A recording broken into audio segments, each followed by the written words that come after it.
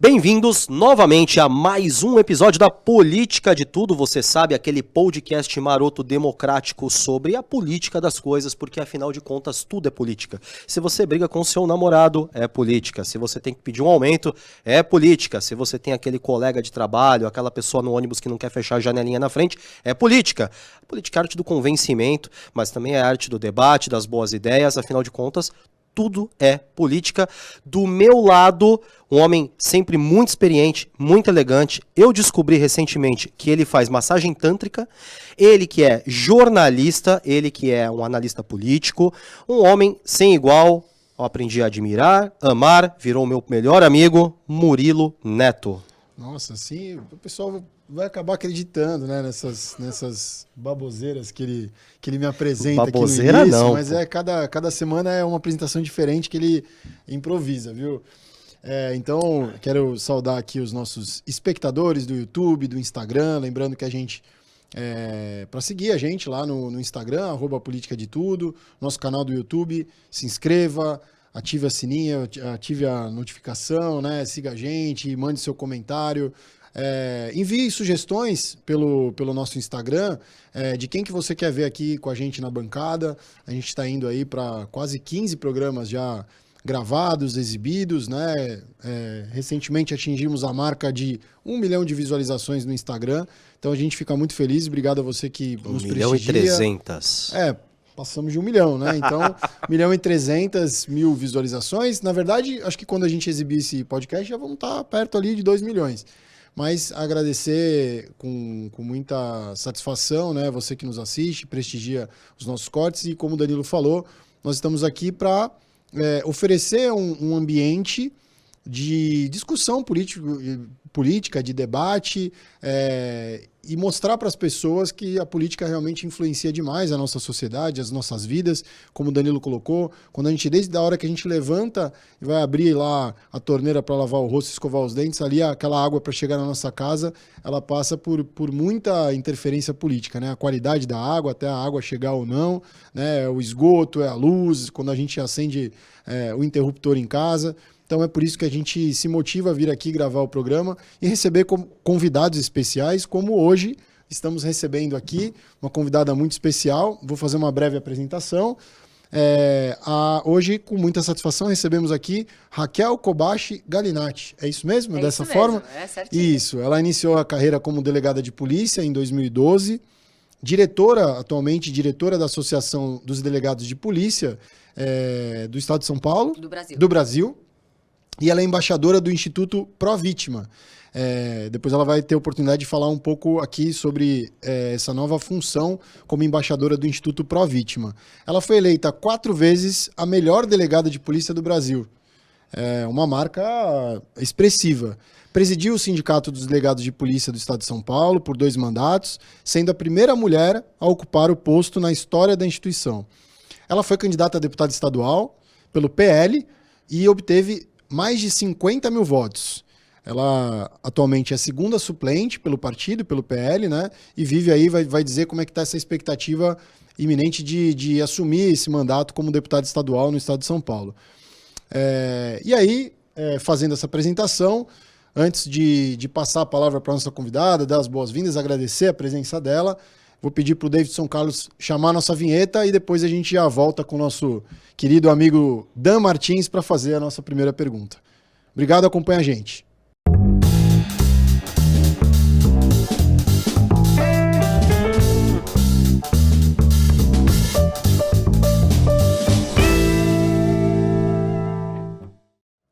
Delegada, seja muito bem-vinda. Primeiramente, antes de eu fazer a minha pergunta, a célebre pergunta inaugural, hoje não tem nenhum truquezinho não vai ter nenhum humor, porque a pergunta que eu vou fazer é bem triste e bem chata. Mas eu queria que a senhora se apresentasse, por gentileza, para os nossos telespectadores. Fica com muita brincadeirinha não, porque ela é habilitada em fuzil, não, tá? Você não tá entendendo. Calma. Não vem não. O problema até aí eu também atiro bem, modéstia à parte, muito bem de fuzil. O problema é que ela é faixa preta e tá em condor. Exatamente. E eu com esse meu sobrepeso aqui não vou conseguir nem correr, entendeu? Vai ser um pau de louco. Mas, por gentileza, se apresente para os nossos telespectadores. Dan, Murilo, Eu estou muito honrada, realmente é uma honra estar aqui. Eu sou de Santos, digamos assim. Não nasci em Santos, mas sou até cidadã santista. Eu ganhei o título. Porque eu vim morar aqui em Santos com 1 ano de idade, aproximadamente. Fui com 17 para 18 anos para São Paulo fazer faculdade. Então, eu conheço tudo de Santos, né? Desde do bondinho que a gente tem no Monte Serrada, do leão, né? Qual criança não tirou foto no Leão da Praia? Toda a Praça da Independência, que a gente ficava comemorando os Jogos do Brasil. Até do Santos a gente ia lá, mas tinha grandes festas. Fiz taekwondo aqui em Santos, capoeira, fiz balé no Teatro Municipal aqui de Santos. Então, realmente, estudei no Colégio Objetivo aqui em Santos. Essa postura da doutora, então, tá explicado, tá né? Certo, a postura de bailarina clássica. Coluna ereta, tá certo. Eu tive a honra, né, na minha experiência como gestor também, na minha passagem pela Prefeitura de Santos, na cultura especificamente, tive a honra de ser o gestor administrativo por um tempo lá da Escola de Bailado. Do Teatro Municipal? Sim, Quem que era diretor? Renata Pacheco, né? A Renata tá lá, acho que já há mais de 25 anos. Eu pensei que você ia falar que tinha feito balé também. Eu ia falar que era mentira. Não fiz. Mas você sabe quem foi o primeiro menino? Porque o meu irmão tinha 5 anos de idade, foi meu irmão. Tô louco. Ele foi o primeiro menino a ingressar, a ser aceito ali na escola de balé, no Teatro Municipal. Ele ia chorando porque ele não gostava. Sim. Caramba. Não é comum, agora voltou, né? Voltou? Recentemente. Tem bastante menino? Não, eu acho que não tem Não bastante, muito, né? mas existe já. Hoje em dia, as mães estão um pouco mais abertas a isso, né? Antigamente era um pouco mais fechado. Muito o Balé mais. de São Vicente tem mais, né? O Balé de São Vicente eu sei que tem mais, mas Santos, recentemente, eu até fui acompanhar. A minha sobrinha, ela também participou do corpo de baile juvenil, infantil, tal, do CBI. E eu sempre assisto os espetáculos no final do ano e nos últimos anos eu vi que a pandemia deu uma atrapalhadinha, né? Mas é um trabalho fantástico, assim. Sim. Eu acho que tendo a oportunidade, não é sempre que a gente tem a oportunidade de falar de balé, né? Mas assim, eu acho legal porque a política pública de balé, eu brinquei da postura, eu acho que a arte, né, de certa forma, é uma das políticas que ela consegue equilibrar, né? Se a gente tem a mesma menina ali de uma família que tem mais condições financeiras, né? Ela recebe o mesmo ensino, ela usa a mesma roupa, ela tem o mesmo aprendizado de uma pessoa que mora, por exemplo, numa região que não tem tanta infraestrutura, né? Numa periferia e tal. Então, é muito legal. Quem não conhece, né, o trabalho do Teatro Municipal, vale a pena conhecer. Olha, eu sou o produto, realmente, de ter... Minha mãe é educadora física e ela sempre incentivava a prática de esportes e cultura, né? E o município que investe, o estado que investe em cultura e esporte, ele forma pessoas melhores para que essas pessoas tenham mais preparos e realmente você falou, você nivela, de repente, algumas rupturas de classes socioeconômicas. Ali todos têm acesso ao mesmo tipo de cultura, de informação, para que ali, de forma realmente por mérito próprio, atinjam o objetivo, né? Disputam a mesma vaga, né? Na escola não acontece porque você tem a escola particular e tal, claro que existem, né? Mas o ensino de qualidade público da escola do Teatro Municipal, a gente vê lá, a seleção, todo mundo quer fazer parte. Né? Acho que é uma das melhores, né? Do estado, assim, de São Paulo. Uma das mais premiadas do estado. Pública, sem dúvida nenhuma, uma das melhores do Brasil. Com certeza. E quando você fala, fiz balé no Teatro Municipal, e eu fiz mais de 9 anos, é que eu quase me formei, no 8º ano eu repetia. Então, ali... Mas sempre é tempo, né? Fala com a Renata lá. Agora com 47 anos tá difícil, né? Entrei com 7. Realmente. Caramba. Eu fiz todas as faixinhas de cor ali do balé.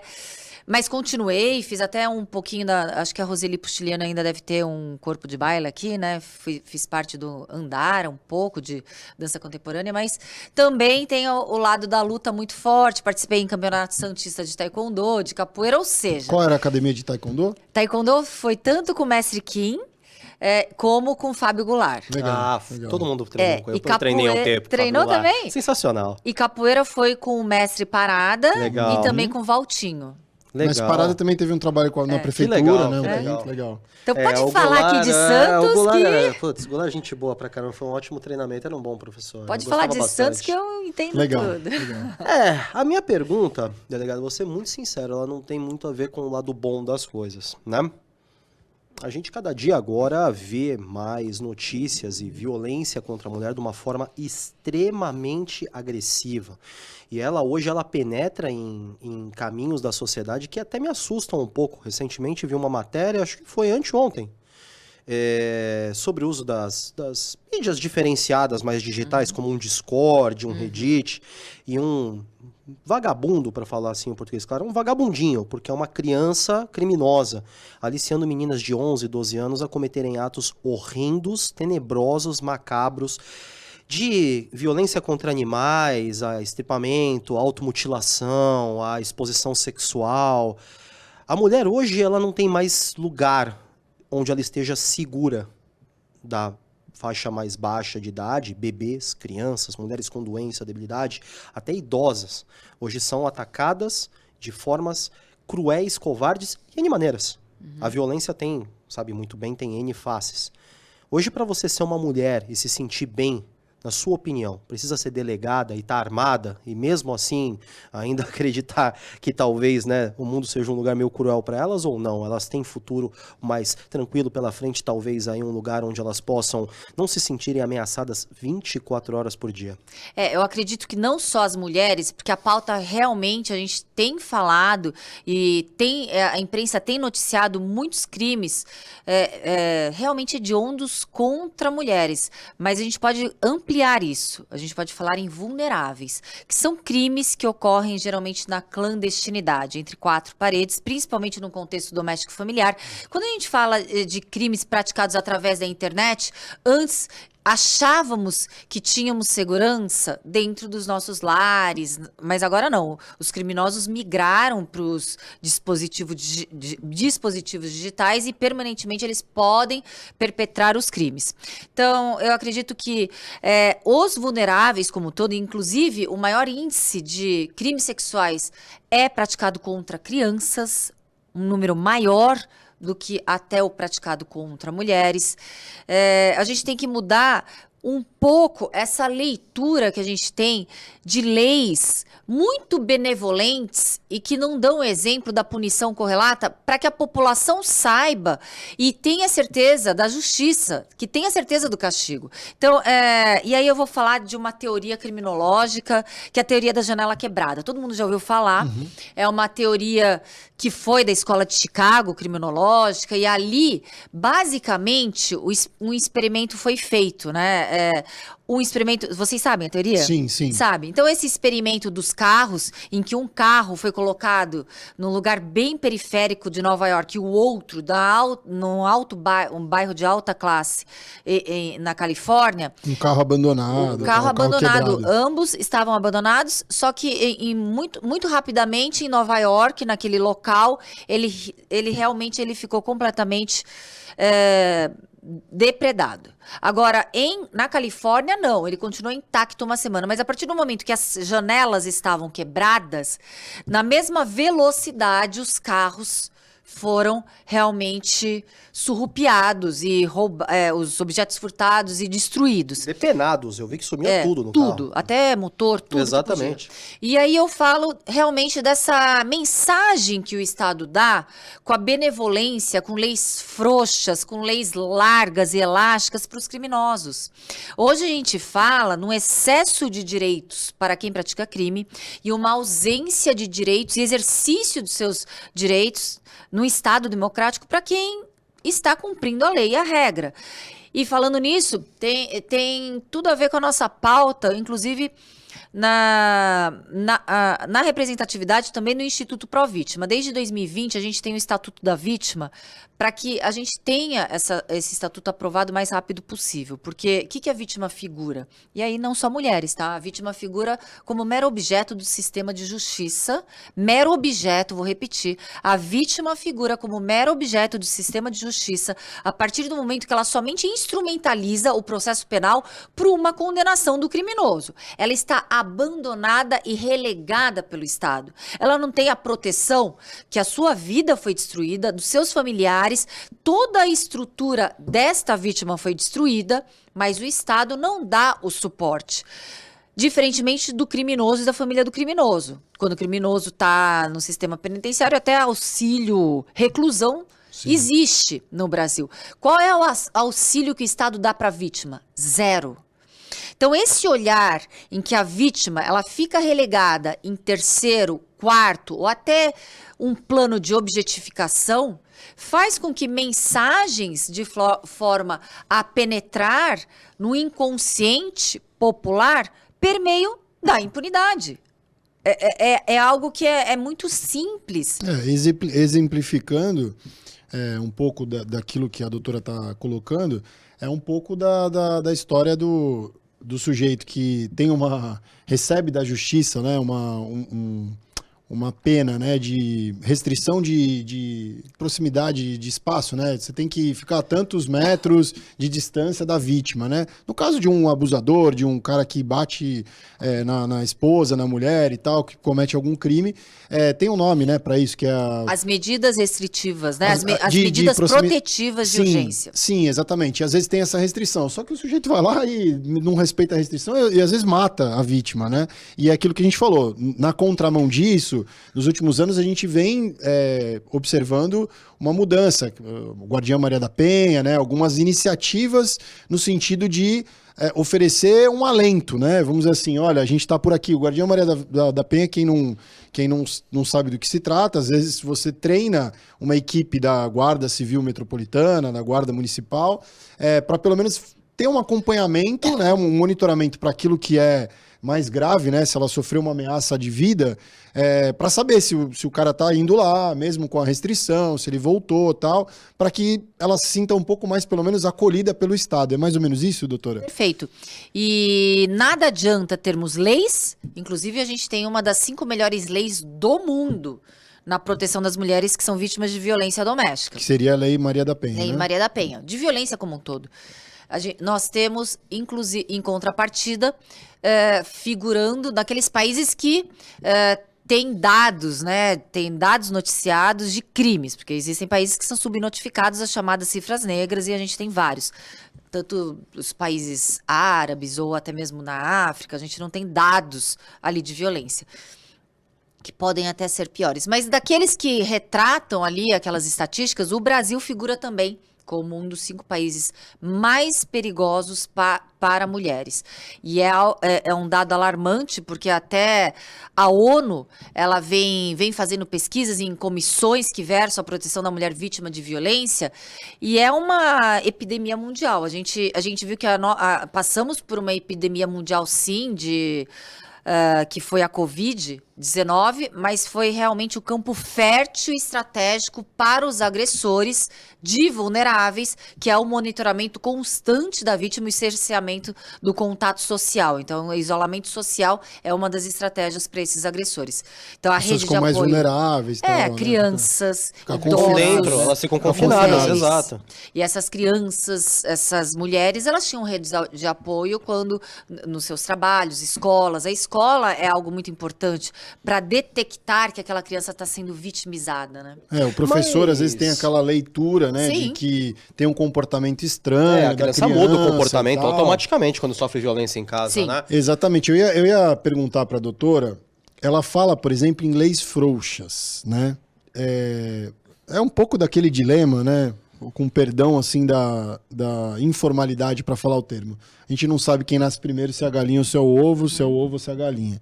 É esse dilema eterno. Nós já discutimos aqui isso em alguns outros episódios. Estivemos aqui com o secretário de Segurança de Santos, o Sérgio Delbel, com prefeitos que passaram por aqui. E a gente sempre discute isso. É a lei ou é a aplicação da lei? É a interpretação da lei que está equivocada? Porque muita gente atribui uma necessidade de mudança na lei de execuções penais, ou outras pessoas acham que a justiça, o poder judiciário tem sido muito condescendente também nessa interpretação e na aplicação mais favorável, às vezes até o criminoso, né? Esse é o garantismo, que a senhora recentemente também abordou isso em artigo publicado na imprensa.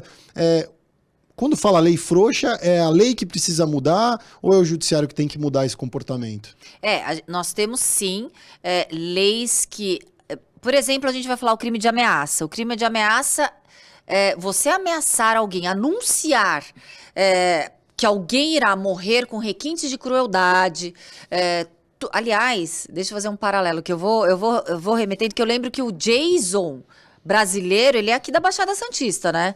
Recentemente, o Jason brasileiro, ele até mostrou uma faca, falou do Jason sim, para é uma verdade. enfermeira aqui. Bem lembrado, sim. Ela clamando por ajuda. Ficou preso, se não me engano, 10 dias. 10 dias, então. Por quê? Porque ele tinha descumprido uma medida protetiva de urgência, estava foragido da justiça na saidinha de Natal. Houve ali essa prisão por 10 dias e a justiça entendeu que não seria uma ameaça, todos aqueles vídeos que a vítima clamando por socorro, a enfermeira aqui da Baixada Santista. Então a gente vê... Uma cena grotesca, né? Assim, a exibição você não sei se chegou a ver, a exibição da ameaça do cara, assim, com um requinte de uma certa perversidade, sadismo, meu né? Deus, uma coisa realmente... A Viver em Santos reproduziu, os portais, G1, enfim, todo mundo reproduziu e isso realmente é aquela coisa da sensação de impunidade. Tá aí, ó. Esse é o sujeito. Às vezes não dá nem vontade de mostrar, mas você vê que ele tem a satisfação, né? E aí ele alega que isso é uma brincadeira. Isso, pelo vídeo mostrado, brincadeira não é. Não só ameaça, mas poderíamos até tipificar pelo crime de... Tanto previsto no artigo 147A, que é o crime de perseguição, ou 147B, que é a violência psicológica. Claro que quem recebe um vídeo, que parece mais uma sexta-feira 13, né? Um vídeo de terror, dessa forma, tranquilo, não vai ficar. Então, só para dar continuidade ao que você tinha falado em relação a toda essa forma de interpretação elástica da lei, claro que contribui para que a justiça não seja feita. Quando a gente vê a deturpação de uma teoria italiana, que é do garantismo, de Ferraioli, para que possa justificar impunidade, está rasgando a teoria e deturpando o que foi descrito no garantismo de Ferraioli, que ele previa o quê? Que garantias constitucionais fossem preservadas. O garantismo penal, ele não fomenta a impunidade ou a não aplicação do processo penal. Mas vamos só vou pedir para a doutora explicar um pouco melhor isso, que eu acho que talvez não tenha ficado muito claro para quem está lá. A gente discutiu no termo técnico, desculpa, Dan, só para ela... isso é muito importante que a gente exiba com um detalhamento maior possível. Quando a gente fala de garantismo, a gente precisa dar exemplos, né? A história do cara lá, o traficante que foi preso com uns 2 quilos de cocaína, e aí teve o benefício porque, se eu não me engano, houve uma interpretação que houve um abuso Foi mais ou menos isso? Foi. Queria que explicasse com um exemplo, e aí passar a sua visão, né, diferente daquilo que foi a interpretação do judiciário. O garantismo, ele diz que o cidadão, ele tem que ser tratado e tem que ter todos os seus direitos constitucionais preservados. Então, previstos ali na Constituição, a dignidade da pessoa humana por completo. Mas tem a ver com aquela coisa por exemplo, de só pode ser considerado culpado depois da última instância? Tem a ver com isso também? Não, é a garantia de que ele terá direito ao contraditório e ampla defesa, é a garantia que ele será preso por uma denúncia não genérica, que não foi o que nós vimos recentemente no Brasil, garantia de que algum fato será imputado, certo, para que ele sim possa estar previamente preso e não uma prisão punitiva para uma tortura psicológica para que ele vomite alguma coisa que recentemente nós vimos. Então, algumas situações a gente está vendo literalmente o direito penal do inimigo. Se é inimigo do Estado, não vai fazer direito ao contraditório, ampla defesa, a presunção de inocência. É repudiado por todos, mas a gente viu algumas vezes em passado recente o direito penal do inimigo prevalecendo em situações. Agora, o garantismo não. O garantismo está sendo interpretado para justificar a banalização de atos criminosos e a impunidade. Quando um criminoso, um traficante, é abordado pela polícia e é abordado com 2 quilos de cocaína ou mais, até mais, E ali, na interpretação judicial, o STJ diz que a abordagem não era tecnicamente adequada porque não estava o criminoso ostentando arma ou drogas em sua posse, então os preceitos previstos na lei não foram respeitados, sendo assim, há uma anulação por completo e há absolvição, a soltura daquele criminoso, daquele traficante, é algo que nem no garantismo a STJ está se respaldando, porque o garantismo não diz isso. Recentemente também, numa incursão para um foragido, um criminoso que fazia parte de facções criminosas no Rio Grande do Sul, de grupo de extermínio para facções rivais, ali foi uma equipe da Polícia Civil para cumprir um mandado de prisão. Era cumprir um mandado de prisão, uma ordem legal judicial. O criminoso recepcionou... Peraí. Foi uma coisa assustadora agora. São os criminosos ele confirmou, não, pelo amor de Deus, não fala isso do Colucci, coitado. A máquina dele aqui tá servindo café pra gente. Não, mas são os fantasmas. São os fantasmas ocultos. Adeus lá, e recentemente, no Rio Grande do Sul, a gente viu também uma interpretação que divorcia da teoria do garantismo. O garantismo é a preservação dos direitos constitucionais. E ali, o que foi a interpretação judicial o Tribunal de Justiça do Rio Grande do Sul, através de juiz de primeira instância, entendeu que o criminoso foragido, que fazia parte de uma facção criminosa, de grupos de extermínios, que tinha um mandado de prisão contra ele e recepcionou a equipe policial com tiros de fuzil, aquilo era um crime de mera resistência, um direito dele de resistir à prisão. Não era um homicídio, tanto que uma policial foi alvejada na cabeça, ficou sim com sequelas neurológicas irreversíveis, sem comunicação verbal, internada. Outros policiais também foram alvejados, mas mesmo assim, com a sua vida em risco, conseguiram conter e prender esse criminoso. Esse criminoso, houve a desclassificação do crime de homicídio qualificado, desclassificação do homicídio qualificado, ou seja, ela não respeitou nem Quando 2 crimes são praticados, a gente fala que é um concurso material de crimes. Ela não respeitou a regra legal, o princípio básico do direito penal, todo o primeiro ano de faculdade de direito ensina isso. E ali ela colocou somente uma mera resistência. Significa o quê, na prática? Ele não vai ser julgado no tribunal do júri. É um crime comum, é um crime de menor potencial ofensivo, inclusive. Aí, claro que cabe recurso, houve, sim, várias manifestações. E é o que a gente não pode aceitar... O sujeito, né, ganha aí uma baita argumentação até para os próximos, né, os e próximos recursos, outros criminosos, ou seja, assim. Todo criminoso vai receber policial à bala e aquilo não vai ser homicídio. Não, um precedente que abre, como né? mudar isso, doutor? Assim, porque eu não sei se isso, assim... Eu não quero também comprometer o seu pensamento que é técnico, embasado no direito, mas assim, o que a gente pode imaginar em relação a isso? Eu, pelo menos, imagino corrupção, né? Compra de sentença e tal, porque assim, não há explicação para alguns absurdos que acontecem no Brasil, helicóptero de droga, uma série de coisas, e o cidadão, às vezes, que sofre ali na ponta, é o que a gente fala, né? Justiça é bom para quem tem dinheiro, né? Porque o cidadão que às vezes rouba um frango fica apodrecendo na cadeia, né? Rouba um frango para comer, né? É perfeito isso que você está falando, porque é algo que sai da razoabilidade. A gente não consegue colocar causas, né, ou justificativas plausíveis para decisões que contrariam a lei e o bom senso e a ética moral, né, do coletivo. Não tem como aceitarmos. E o que a gente pode fazer? Vocês já estão fazendo. Através da política de tudo, vocês já estão fomentando essa discussão, mais pessoas terão acesso. Afinal, as decisões judiciais estão sim e devem ser públicas e quando não estiverem de forma legal, devem ser questionadas sim.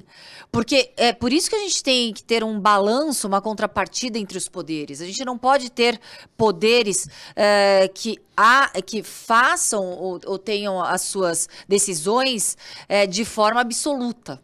Sim. Então, a população, ela não pode ficar silente ou não se indignar. E eu vejo que passiva, né? O acesso a informações fomenta isso, com que as pessoas questionem e tenham essa reflexão. A grande questão do que eu entendo somente pela manifestação da população, ela se deu muito pela questão do armamento. Como se o armamento fosse uma maneira da pessoa poder se defender ou defender a sua família. E eu tenho uma visão um pouco diferente. Embora goste de atirar, né, seja um praticante do tiro desportivo, jogue, airsoft, etc. Eu sou um apreciador, né? Mas como esporte. Eu acho ela como instrumento de defesa uma coisa muito complexa. Afinal, hoje nós temos visto muita gente extravasando as frustrações do mundo. Porque, veja bem, essa violência doméstica que a gente começou falando encapsulada dentro do ambiente mais enclausurado, em casa, etc., ela sempre existiu. Com arma, então, a coisa piorou bastante no toante à rua, massacre, um cara que perde na sinuca e tira um sarro dele, volta e dá um tiro nas costas de uma criança com uma calibre 12, que é um negócio... Ameaça mesmo, né? Só ameaça, né? A coerção e etc. Eu acho que o armar a população, eu tenho a minha opinião, não é o ideal. Eu acho que o Estado deveria dar esta segurança para nós. Minha visão, né? Se eu chego e falo, delegado, eu não acredito que a população deva se armar. Eu acho que ela precisa sim se indignar e cobrar do Estado, porque ela paga caro para o Estado oferecer para ela saúde, segurança e educação. Perfeito. Todo o outro resto, para mim, é superficial, é balela, é gabinete de emprego. Para mim, eu particularmente não acredito que o Estado tenha capacidade de gerir mais nada, porque não gere nem o básico que ele deveria entregar bem. Eu digo para a senhora, não gostaria que as pessoas se armassem, mas gostaria que elas se indignassem. Qual caminho elas deveriam tomar, então, de uma maneira talvez mais pacífica ou mais assertiva? Tem alguma sugestão que a gente possa, por exemplo, educar essa população? É bem complicado, né? Porque quando a gente vê que em épocas de eleição as pessoas elas não se pautam pelas proposituras ali, elas não têm realmente... São muito frágeis, né? As convicções políticas. Compromisso nenhum. O estelionato eleitoral corre solto. E até mesmo passíveis de serem, né, cooptados, a vulnerabilidade para que esses votos sejam frágeis e não convictos por idealismo. A gente vê que é latente assim na população. Então a educação, por mais chavão que possa aparentar, é a base. A educação e a informação. A educação e a informação está cada vez mais sendo democrática. Quando a gente vê que veículos de comunicação que estão há muito tempo, que são as rádios, TVs e jornais, estão também concorrendo com veículos de comunicação independentes. Muito. E esses até estão ultrapassando e cativando muito mais aquelas pessoas que estão sedentas por informações sem vícios de origem, né? Informações reais. Então, a informação, a educação é a base para que a gente possa solidificar pessoas que futuramente vão ter suas escolhas. E aí, claro que se escolhermos errado, foi porque nós escolhemos errado, não porque fomos conduzidos como manada, para irmos de acordo com o objetivo principal, que é a perpetração da política, e muitas vezes não ortodoxa, com essa corrupção endêmica incrustada nos poderes políticos. Mas então, hoje, nós, por exemplo, temos um quadro de violência generalizada aqui na região, mas de crimes, por incrível que pareça, eu nunca vou generalizar o crime, né? Crime é crime, mas é um crime de varejo, né? É um assalto, é o punguismo, é uma violência mais pelo furto do objeto em si, né? Coisa que a gente não tinha muito, e cada vez mais próximo. Atrelada muito a questão da dependência química. Muito, que na nossa cidade está cada vez mais agressiva. Que também é uma responsabilidade do Estado, a gente precisa falar, doença mental, dependência química, também há um sucateamento desses setores. Exato. É que hoje, assim, a gente tem o famoso... Deixando bem claro o meu ponto de vista aqui, viu, delegada, o cidadão de bem, o politicamente correto, o bolsonarista, o esquerdista, nada disso me interessa. Entra governo, sai governo, para mim sempre é a mesma coisa.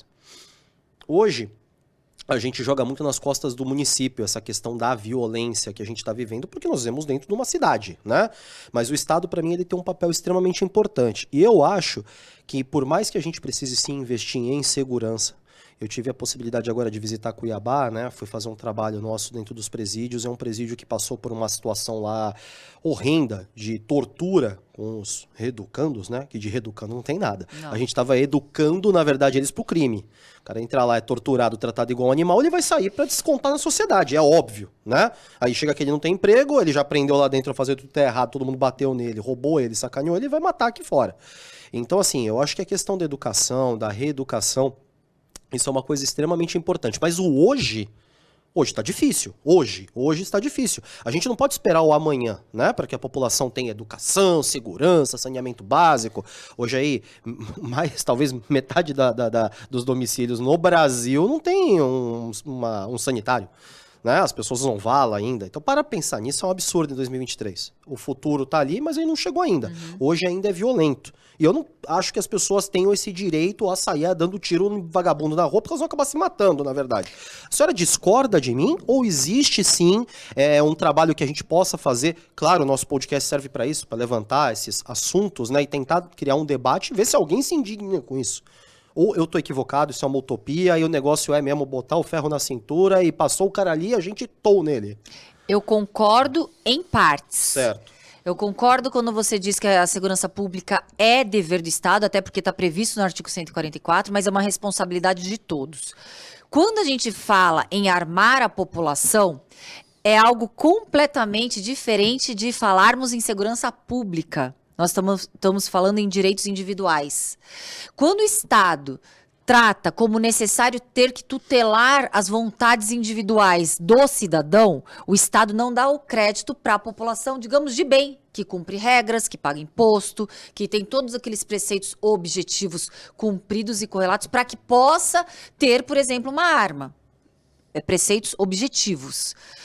E quando a gente fala em segurança pública, a população armada, a gente não está falando em terceirizar a segurança pública, que é responsabilidade sempre vai ser do Estado, e muito menos em fomentar justiceiros. Então, por isso que eu não concordo que quando falamos em armar ou dar opção para a população ter arma, isso está corretamente ligado à segurança pública. A se defender. Não, está ligado a um direito constitucional individual de deliberar sobre a sua própria vontade. Eu poder ter uma arma, por exemplo, eu praticar o meu título desportivo. Isso. Não quer dizer que eu teria direito de me defender. Não é, pode, inclusive. Pode, mas não é a necessidade, é a premissa básica. Não é este olhar que eu encaro quando eu fomento e defendo a liberdade para que um cidadão que cumpre regras, que paga impostos, que tem todos os requisitos objetivos preenchidos de forma legal e opta, eu quero uma arma. Agora, essa situação caótica da segurança pública, e quando a gente fala recortes do cenário, a gente tem não só o estado de São Paulo, mas o caos na segurança pública proliferado em todos os estados, hoje representando os delegados de polícia no âmbito nacional, como diretora da Associação Nacional, eu vejo que a situação deficitária da estrutura da segurança não é exclusividade do estado de São Paulo, mas que o atual governo do Tarcísio herdou um problema muito grave. Herdou um desafio muito grande, que é reestruturar, e a gente fala na reestrutura de uma segurança pública, de um estado, que temos hoje um déficit que quase chega a 40% do seu contingente de policiais, e que se fizéssemos uma conta há 25 anos atrás, tínhamos um contingente maior do que temos hoje. Não só não houve um comparativo com o crescimento populacional, como existe um quadro deficitário.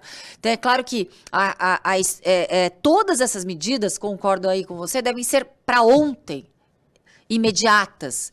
Não temos mais tempo de planos de estudo, grupos de estudo, análise, não, é ação. Por quê? Porque aí a omissão, digamos assim, permeou o estado de São Paulo ao longo desses mais de 25 anos e fez com que a gente tivesse como produto um legado vergonhoso, que é uma facção criminosa que ultrapassou fronteiras não só do estado, como de forma nacional. Então, claro que o governo tem culpa direta nessa situação. Mas eu vou insistir ainda nessa questão das armas, né? Aproveitando o conhecimento técnico da nossa convidada, pelo fato também do seu estudo acadêmico e o estudo na prática, né, como delegada, eu claro que eu compreendo a argumentação em relação ao direito individual, né? O sujeito tem que ter a liberdade, sua liberdade individual preservada, mas eu não consigo me convencer em relação a esse argumento individual pelo bem coletivo. Eu digo isso porque, recentemente, na CPI das armas do Rio de Janeiro, a gente tem um dado que 86% das armas apreendidas pela polícia, com todo esse problema que a gente tem no Brasil inteiro, do sucateamento das polícias, da estrutura de polícia e tal, 86% das armas que foram apreendidas, elas entraram no mercado pelo mercado legal. Não é de uma verdade. forma legal. Não Isso, é verdade. foi um dado, Né? isso foi um dado apresentado, que as armas foram desviadas ao longo do processo. Então, eu posso afirmar de forma categórica que é um dado viciado e que não corresponde com a realidade. As armas do crime provêm do tráfico de armas. Então, mas lembrando que não é um mas eu não estou dizendo que é um recorte do crime, né? Eu digo assim, as armas apreendidas por qualquer tipo de histórico, às vezes por uma briga de trânsito, não necessariamente a apreensão do crime organizado. Se a gente fizer esse montante... Eu estou dizendo a massa, né? A massa das armas. Só para conhecimento até da população, só para que vocês saibam. Qualquer disparo de arma de um policial em ação fica apreendida. Então, qual é esse dado? Ela vai pra perícia, né? Toda arma que há um disparo, independentemente do que aconteceu, se foi para contenção, o que aconteceu, ela vai ser apreendida. Então, qual é essa apreensão? Então, mas entendeu? Então, esse recorte... eu digo pela situação quantitativa mesmo, entendeu? Então, a gente está colocando armas de policiais. Elas são apreendidas. Todas. Sim, eu concordo. Na minha atuação, na delegacia de polícia de bairro, eu aprendi muitas armas de policiais, tanto da Polícia Civil como da Polícia Militar. Ela fica apreendida. E esse é dado. Então, e por isso que eu tô falando que esse recorte é viciado. Só para concluir, eu não tô te cortando. Não, desculpa, fica eu não tô vontade. fazendo a interrupção de fala. Na verdade é uma discussão que me interessa mesmo. Por isso que eu tô insistindo no dado. Eu vou refutar a argumentação porque nós temos rentabilidade mundial em organizações criminosas mundiais. A rentabilidade maior para essas organizações criminosas mundiais é o tráfico de drogas, perdendo somente para o tráfico de armas e, em terceiro lugar, o tráfico de pessoas, tanto para exploração sexual ou trabalho escravo. Então, é um dado que a rentabilidade nesse tráfico de armas, no âmbito mundial, a organização é a segunda maior rentabilidade mundial.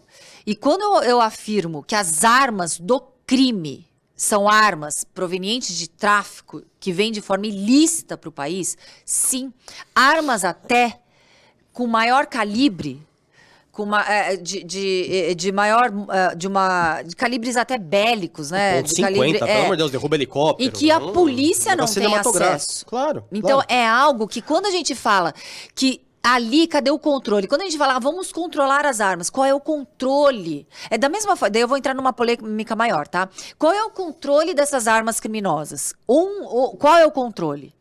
Aí, não tem. E se a gente for refutar, então a gente vai continuar deixando o crime, a gente vai mudar o foco da situação, que é combater o crime. A gente está mudando o foco. A pessoa que preenche requisitos, ela não é uma pessoa criminosa. A gente está nivelando pessoas como criminosas fossem, como alucinadas fossem, como deturpadas fossem. A gente está nivelando por baixo. Se existem casos esporádicos que não exercem de forma legal ou dentro da normalidade o exercício de sua cidadania, de seus direitos constitucionais, então vamos nivelar todo mundo pela boçalidade, pelo baixo intelecto ou pela loucura e insanidade mental? É isso que eu estou tentando dizer. Só para concluir o meu raciocínio. Na verdade, assim, eu não... primeiro que eu não estou... desconsiderando a visão do crime organizado, é uma chaga no Brasil que precisa ser... A gente precisa também entender que as nossas fronteiras elas são extremamente vulneráveis. O Exército também sofre com sucateamento, né, que deveria estar, né, empenhado em cuidar das fronteiras. Tem muita gente empenhada a invadir Brasília e tocar fogo nas coisas, né? A gente sabe que tem gente no comando ligado ao comando do Exército que infelizmente está se envolvendo em pautas que não deveria se envolver, quando deveria estar fiscalizando fronteira para evitar justamente o acesso de armas. Eu não estou desconsiderando essa visão relacionada ao crime organizado. Mas o que eu estou dizendo, assim, quantitativamente falando, né? Falei o dado que é um dado que surgiu nessa CPI, mas tem o Fórum Brasileiro de Segurança, que mede análise de estatísticas, obviamente que é um fórum que ele faz um contraponto, né? Só vou te perguntar, quem patrocina o Fórum Brasileiro de Segurança Pública? Não, eu não faço ideia. Não, a gente tem que saber. Mas eu não faço ideia. Coloca no Google que você vai achar. Agora, a gente tem que saber a origem das informações. Qual é a estatística? Porque o que são estatísticas? Nada mais são dados para você justificar. Não, são dados para você justificar a sua narrativa. Então, nem sempre. Sim. Quando você faz recortes viciados. Quando você fala que 80% das armas são apreendidas... Não, eu não falei que esse dado não é do fórum. Não, mas quando se tem uma afirmação dessa, e eu vou falar desses 80%, eu posso falar que 78% são armas de policiais. E aí você não complementa essa informação. Não, então, mas eu vou dar outro dado Fórum Brasileiro de Segurança Pública. Eu vou dar um outro dado. Não, mas assim, qual é a origem, qual é o objetivo? E quem fomenta e quem investe no Fórum Brasileiro de Segurança Pública? Porque ali a gente tem o norte ideológico. Eu sei, doutora, mas, por exemplo, existe muita indústria armamentista que também financia deputado que faz lei. Não, entendeu? Mas é completamente diferente. Eu tô falando em estatísticas. Tudo bem, mas eu tô dizendo, no Congresso Nacional a gente tem a bancada da bala. E existe muito lobby da indústria armamentista pra gente ter favoravelmente leis que beneficiem a indústria. É o que eu tô dizendo. O Brasil, assim, claro, sempre vai ter esse viés da narrativa. O meu raciocínio não é do ponto de vista de defesa ou contra. Eu tô aqui como, na verdade, querendo a informação e justamente, às vezes, até ouvindo um contraponto. O que eu ia falar do dado do Fórum Brasileiro de Segurança, ele apresenta, e aí a senhora vai poder dizer se isso realmente reflete a realidade ou não, que é de 40% dos homicídios praticados no Brasil, eles ocorrem por crimes interpessoais. Esse dado mais ou menos é correto? Não. De 40% mais ou menos dos crimes?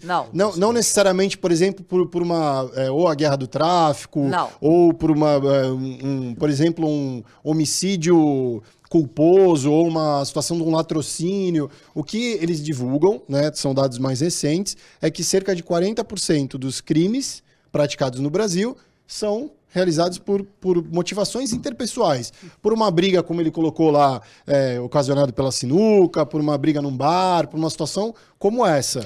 Você sair de casa com medo de ser vítima de um homicídio? Sim. Eu não. Eu também não. Eu saio com Mas medo. por outras eu saio com medo e todo mundo. Você não sai com medo de ser vítima de homicídio, a não ser se você fez alguma coisa grave pra alguém. Você fez alguma coisa grave? Não, eu pego muita estrada. Eu vejo muita. Eu passei uma época. Não, mas só conclui. Por que você tem medo de ser vítima de homicídio? Porque eu acho que a situação tá agressivíssima. Na estrada, alguém vai fazer o que com você? Eu passei por uma situação onde eu passei por um bloqueio. Eu achei que era alguém tentando fazer pequeno furto e tal. E parei em Mauá. Tava fazendo até campanha na época. Eu até me gelou, isso até me arrepia, pra falar a verdade, me assusta. E eu peguei o jornal, eu fui ver. Quando eu entrei no jornal, um cara tinha sido assassinado naquele mesmo local. Ele parou, aí ele viu que era assalto, tentou fugir, deram 6 tiros no carro. Você acabou de falar, assalto. Me assustou. Latrocínio estatisticamente foi colocado latrocínio, que é um crime contra o patrimônio, mas o final é a morte. É a morte, perfeito. Sim. Ninguém sai de casa com medo de ser vítima de um homicídio. Homicídio puro não. As pessoas saem de casa com medo de serem vítimas de latrocínio. Quando falamos recortes homicídios, os homicídios, eu digo mais, são homicídios entre as pessoas que se conhecem, inclusive com briga de bar. E é muito ínfimo. Na segurança pública, a segurança pública não consegue ter políticas para coibir homicídios. Quando a gente fala brigas de facções, são muito mais do que homicídios, são execuções. Sim. Homicídios são pontuais. Entendeu? É diferente. Então, por isso que eu tô falando, é uma interpretação, uma leitura completamente diferente. Quando a gente fala latrocínio, continua acontecendo. E é com a arma do crime. Acontece diariamente a pessoa ser vítima de latrocínio por um tênis, por um celular. Qualquer Celular é o coisa, demais. carro. E o tempo todo. Então, é isso que não está sendo solucionado. O homicídio, quando se faz um recorte, não faz o mesmo paralelo com o latrocínio. Ó, só uma pausa pro Café Colute aqui. Eba! Fazer um merchan aqui do Colute, que ele tá dando Então, café pra gente. A gente precisa tomar um cafezinho, porque foi boa essa. Então, você saiu com medo, com medo de ser vítima de sequestro, Obrigado, tá. sequestro mediante extorsão mediante sequestro, ou até mesmo um latrocínio. Só se você tem um inimigo mortal, você fala, putz, hoje o cara Tô vai me devendo matar. na praça. É. Fui jurado. E é difícil hoje. Mas deixa eu fazer uma pergunta. Ou doutora. se você brigou no bar. Eu briguei no bar, eu peguei a mulher do cara e eu vou morrer. Isso é homicídio. Mas Mas vamos lá. é que a gente Calma. Eu entendo, eu entendi. Vamos lá, os pontos de vista. Vamos lá. A gente tem esses pontos de vista, concordo. São modos de apresentar os números, né? Não, é Mas- que a mas- minha dúvida que eu queria deixar, e depois você emenda a pergunta, ela não precisa responder. Não, antes. você vai inventar outra já. A Você minha- hoje tá não acabando vou, não. comigo, Você não gosta de mim mais. Não vou emendar de verdade, assim. A minha dúvida é a questão quantitativa, né? Se você mais ou menos falou isso lá atrás, para mim não ficou claro. Você perguntou e não ficou claro a ideia que a delegada defende nesse sentido. Eu vou dar um exemplo prático. Depois você emenda a sua pergunta e a doutora responde. Numa casa, né? A gente imagina numa casa vulnerável, como a gente falou. Situação da pandemia, a criança confinada, família vulnerável, um cortiço, tá? Para quem é de Santos aqui, sabe que a gente ainda tem alguns problemas pontuais em alguns bairros. Muitas famílias, né? Onde geralmente, né, dividem o mesmo banheiro, dividem... Num cenário como esse, tá?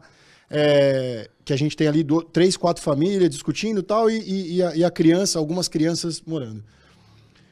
O risco de um acidente num ambiente como esse é maior ou menor com uma arma de fogo dentro desse ambiente? Eu vou dar minha opinião. É o que a minha Eu pergunta acho que, a não ser que o cara seja mesmo criminoso... que seja regular, Não, mesmo não. que seja Não tem arma regular. regularizada. Não tem arma. Tô dizendo É num cenário que é possível. Não é possível. Ó, você falou de um cortiço. Vamos falar de uma casa. Quanto é o salário mínimo hoje? Considerando o direito individual, considerando que a gente aprove uma lei que essas pessoas possam Mas ter elas arma não vão ter regularmente. arma. O que me incomoda é elas não vão ter arma. Porque assim, quanto é que é o salário mínimo hoje? Cravado. 1.000 e poucos reais. Acho que tá 1.400. Não, acho que é mais. 1.200, 1.200 alguma coisa, reais. né? É mais ou menos Beleza, salário mínimo hoje. Quanto é que custa uma Taurus? Um revólver. Não tô nem falando da pistola da Taurus que dispara Eu automaticamente. não sei porque a minha é Glock. Ah, e é sacanagem. 9mm. Uma 9mm Glock. Não confio na arma que o Estado me dá. Eu comprei a minha. Não, aquelas Taurus que disparam sozinha, Eu Maria, comprei- nem maravilha. a Embel, nem a Embel. Nem Ah, mas eu Embel, gosto da M16. Embel. A Embel é uma boa. Quanto Eu custa gosto. uma Taurus? Eu não Uma tenho- Taurus, não um tenho ideia. revólver hoje tá em torno de 6.000 e poucos reais. Se você for fazer toda a documentação, que agora... Não, tem arma mais barata. Até porque eu paguei há 2 anos atrás a minha 9mm em torno disso. E era dólar, né? Tudo veio da Áustria. Ah, não, você trabalha em importação e tal. Você vai pegar aqui no Brasil um revólver, loja, normal, que você vai entrar com Na processo. TV de 50 polegadas, esse valor. Mas quem que vai comprar TV de 50 polegadas? O povo tá correndo atrás de carcaça pra Não, comer mas ainda, meu. não é O pessoal não assim, tem cara, banheiro não em é casa. assim. O que eu tô falando... Eu não duvido que o Estado, Mas- daqui a pouco, faça Deixa- arma deixa- minha não, vida. Mas eu não fiz a minha pergunta. Ó, a minha Entendeu? pergunta é simples. Salário mínimo base. O brasileiro é pobre. O brasileiro é pobre, ponto. O Brasil é um país pobre. A gente tá aqui agora, a gente é 1%. O brasileiro é pobre. Uma pistola, um revólver, vamos falar de um revólver, custa 6 mil reais. Você tem que se filiar a um clube e pagar uma taxa mensal, você tem que fazer todos os testes e treinamentos. Então, assim, querendo ou não essa brincadeira aí, fora que você tem que renovar o ano a ano. Sai caro ter uma arma. Sai caro pra caramba. Né? E as pessoas, elas não têm. A gente tá discutindo agora carro popular de 60 conto. O Brasil é uma piada. A mais, né, que isso. Mas isso aí foi a balela do Lula, que eu achei uma atitude populista estúpida, e você tá vendo agora a montadora dando férias coletivas, acabou tudo. Mas voltando... Fechando? Porque não tem. Venderam papel, venderam não sei o quê, ferraram o mercado de usados. Bom, depois isso é uma outra pauta. O cara não tem dinheiro pra comprar arma. Então essa história do cidadão de bem, isso aí é uma crítica, né? Não tem cidadão de bem. Vocês me desculpem, mas Roberto Jefferson, Bob Jefferson, andar de fuzil. Quanto custa um fuzil? 60 mil reais hoje um fuzil? Não, menos. Ah, depende do fuzil. Um bom fuzil aí, um Sig Sauer, você vai pagar isso. Você vai pegar um fuzil daquele com Mas uma hoje ninguém holográfica compra dele. fuzil. Então, mas o Bob Jefferson comprou pra meter bala na APF, né? E ele tá onde? Ele tá preso. E a Zambelli que sacou a pistola e botou o rapaz lá que era negro lá no chão? Ah, e ele falou besteira pra ela, chamou ela de espanhola, te amo, mas aí espanhola. que tá, vocês estão dando 2 exemplos. Mas são que não exemplos são... de cidadãos então, de bem. São 2 exemplos que todas as pessoas que, porventura, conseguirem ou conseguiram ter a posse de arma, porque o porte é bem difícil. Ela não tinha porte, ela tinha posse. Não, acho que ela tinha porte. Acho que não. Tinha, por ameaça. Eu acho que tinha, sim. Então, tá nivelando todas as pessoas por esse tipo, por comportamentos dessa forma. É isso que eu falo. Por exemplo, a pessoa anda embriagada e matou várias pessoas num ponto de ônibus. Vamos proibir. Todo motorista é criminoso? Vamos proibir. Eu entendo. Sabe outra coisa que também é etiquetamento? E aí eu vou entrar na polêmica. Os motoboys. Os motoboys tiveram uma brilhante ideia. Porque tava todo criminoso estava fantasiado de motoboy roubando a galera geral. De baúzinho nas costas. Beleza? E metendo assalto. Então vamos fazer o seguinte, vamos colocar como obrigatoriedade a tarja ali do RG do motoboy, ali no baú, porque daí a gente vai ter garantia, ou seja, a gente vai tirar a privacidade de um trabalhador que acorda 4, 5 horas da manhã e pagar o pato de criminosos estarem camuflados de motoboys e toda a classe do motoboy vai ser classificada como suposto criminoso. Agora então vamos fazer. Não, etiquetamento. Concordo. E quiseram fazer isso. Concordo. Então é da mesma forma, eu acredito que a gente não pode nivelar por baixo. Concordo. Deixa eu só pegar essa ideia do motoboy. Concordo. Se o motoboy tem que se expor dessa maneira, colocando um dado privado dele... Não, mas assim, vai, eles encontraram essa pseudo-solução. Não, mas não foi feita. Como inclusive, eu, por exemplo... Inclusive, eu refutei diversas vezes essa ideia, que estavam com projetos de leis no Congresso Nacional, refutei publicamente em imprensa. É um absurdo, eu também concordo. Agora, vamos lá. Vou etiquetar, né, profissionais. Profissionais, exato, para distinguir o joio do trigo, Pra camuflar a incompetência do Estado em dar estrutura para a segurança pública e coibir a bandidagem. Então, de novo, é que eu só queria escutar esse ponto agora. Eu não preciso ter uma arma, então, para me defender. É o Estado que é incompetente. Desde o começo da nossa narrativa, uma arma, eu não falei que era pra... Eu teria uma arma para mim, para poder usar da maneira que eu quiser. Desde o começo da nossa história, eu falei, segurança não pública é um assunto, direito à arma é outro assunto que não tem correlação. Porque o dever é do Estado, responsabilidade de todos, mas o dever é do Estado em proporcionar segurança pública. Sou contra fomentar justiceiros ou terceirizar a segurança pública, mas sou contra também cercear direitos individuais, é isso. Então, assim, os assuntos são diversos e que se entrelaçam para a justificativa de narrativas que são contra ou favoráveis. Quem tem capacidade, poder aquisitivo e quiser adquirir uma arma, que adquira.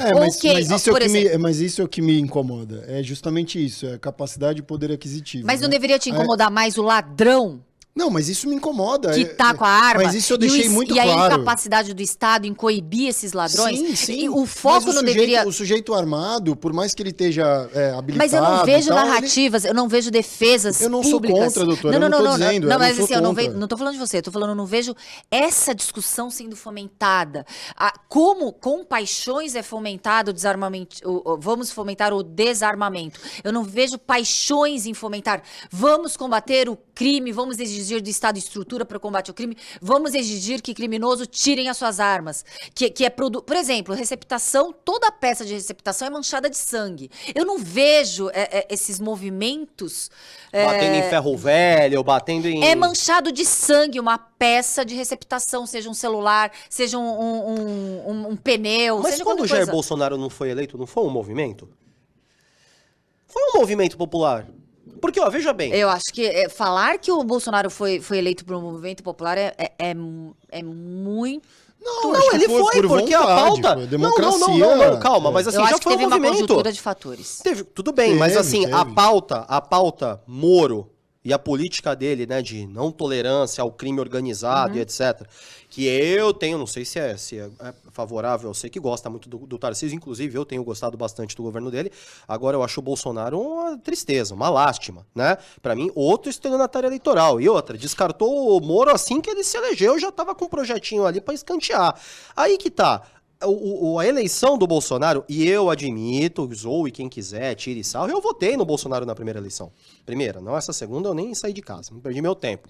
Mas na primeira Deveria eu votei. ter ido votar em mim, aí eu já estaria como eleita, não estaria como suplente. E bateu na trave, hein, já. Bateu lá. Quase 53 mil votos. Bateu lá, 52.900 e alguma coisa, né? Agora vamos rezar todo dia. Bateu lá. Mas assim, elegermos Jair Bolsonaro não foi um levante sobre cansados da corrupção, da violência, etc. Porque dá 4 anos pra esse camarada. Tudo bem que teve uma pandemia no meio do caminho, ele foi um azarado muito infeliz. Eu entendo e o Dória isso. desintegrou, né, o Dória. Não, desapareceu. Que ambos estavam no meio da pandemia, né? Não, todo mundo que tava ali no meio teve revés, né? Isso foi um desgaste natural. Quem foi, né, não seguiu na carreira política, né? Tanto o que trouxe a vacina, como aquele que não tomou a vacina. Exatamente, né? Ninguém seguiu. O pior é que ele não trouxe a vacina, né, o Dória?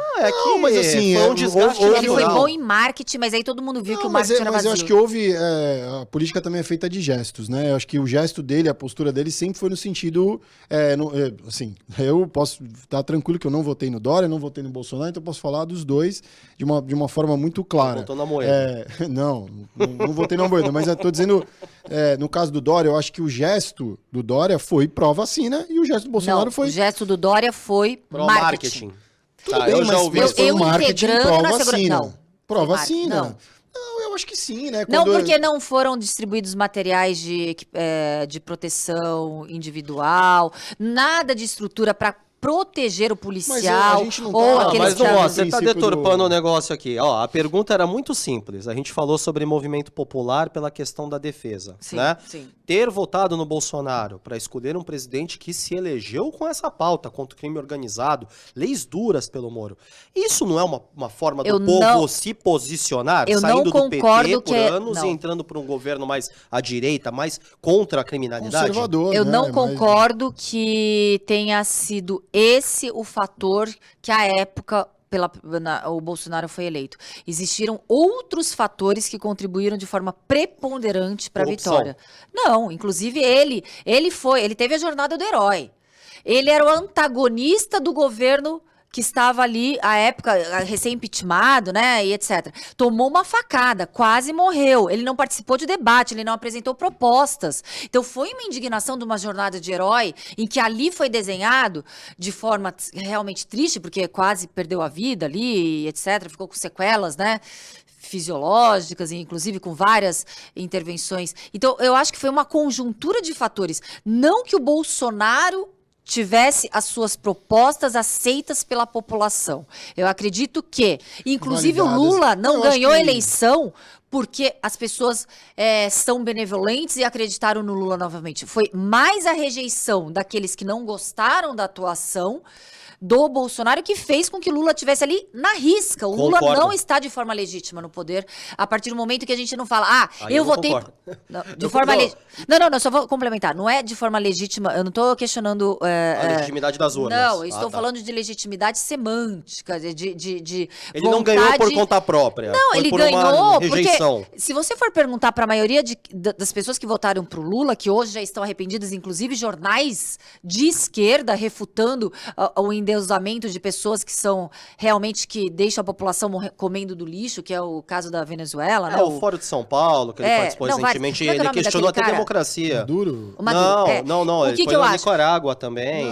Sim. Não, mas quando eu falo com as pessoas falam assim, eu votei porque era a opção que eu tinha, mais por não ter gostado da forma como a pandemia foi conduzida e a forma do que eu falar que eu gosto do Lula. Então é isso que a gente tem poucas opções, a gente tem poucas vertentes. Então, à época, o Bolsonaro era a saída para combater a corrupção endêmica, combater toda aquela patifúrdia, né? Palhaçada de distribuição de grana e tudo que foi feito no Brasil.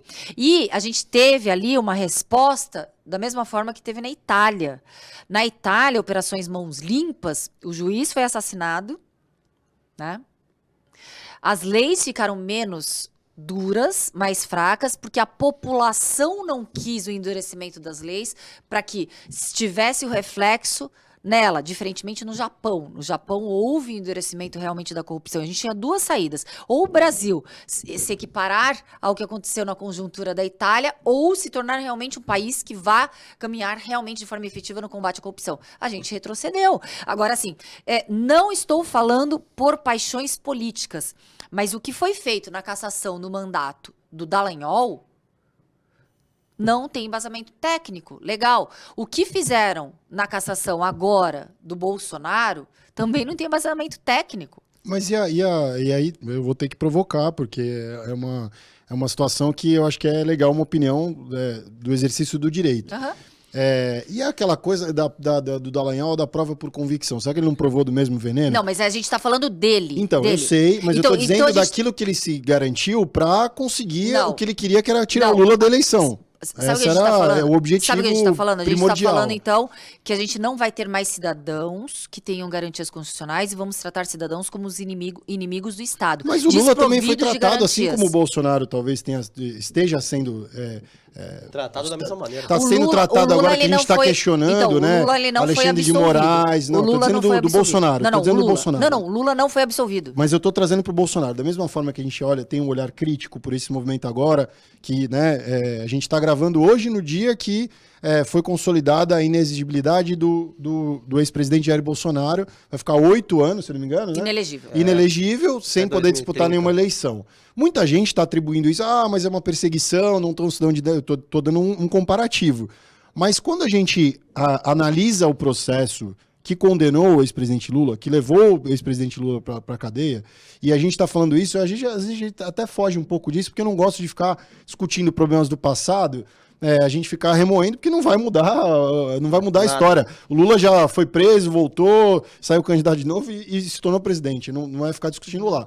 Mas houve também, né, isso é fato, a Vaza Jato também provou excessos da Operação Lava Jato, principalmente na relação promíscua ali entre Moro e Dallagnol. E houve aquela frase, né, clássica dele, do PowerPoint, não temos provas, mas temos convicção. Isso também não é uma forma de dar um jeitinho para falar, não, vamos condenar para tirar ele da eleição. O Lula foi condenado e houve, por forma técnica, optaram a anulação de condenações por formas técnicas, não por falta de provas. O conjunto probatório estava ali. Inclusive, a gente existem juízes que discordam dessa tese, né? Dizendo que não houve nenhuma prova material. Não tem ninguém que discorde. No caso do triplex, por exemplo, não havia nenhuma prova material. Não existe. Daí você me mostra. Não, então, mas estou dizendo, existem juristas que discordam disso. Não existe ninguém que discorde que havia provas. Não existe. Nem quem está do lado do Lula. O que as pessoas podem discordar é da técnica da investigação, em que houve ali delações premiadas, houve excesso, na sua opinião? Por parte do Ministério Público, sim, não por parte da Polícia Federal. Porque eu vou ser muito sincero. À época, embora não simpatize nem um pouco com o atual presidente... eu concordo, eu acho que eu concordo. Foi isso que eu quis dizer. É isso também. Mas não houve... Mas é só para concluir. Desculpa, não tô mas deixa só para concluir, só para concluir. A polícia atua na estrita legalidade, porque tudo pode ser uma situação de... Claro. Abuso de poder. Não abuso de poder, tem aquele... Excesso? Não, aquele que todo mundo fala que é...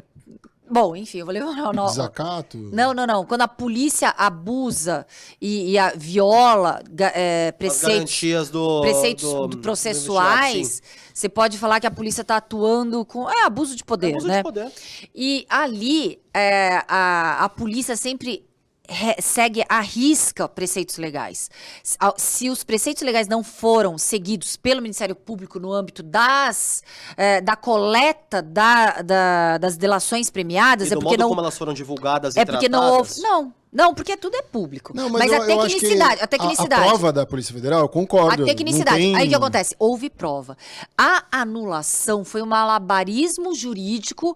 Porque mesmo com prova indubitável... Deram a suspeição. Sim, alegaram o quê? Alegaram que não houve o respeito técnico. Perfeito. Mas aí a gente vai entrar de uma forma muito mais profunda, que a gente vai falar do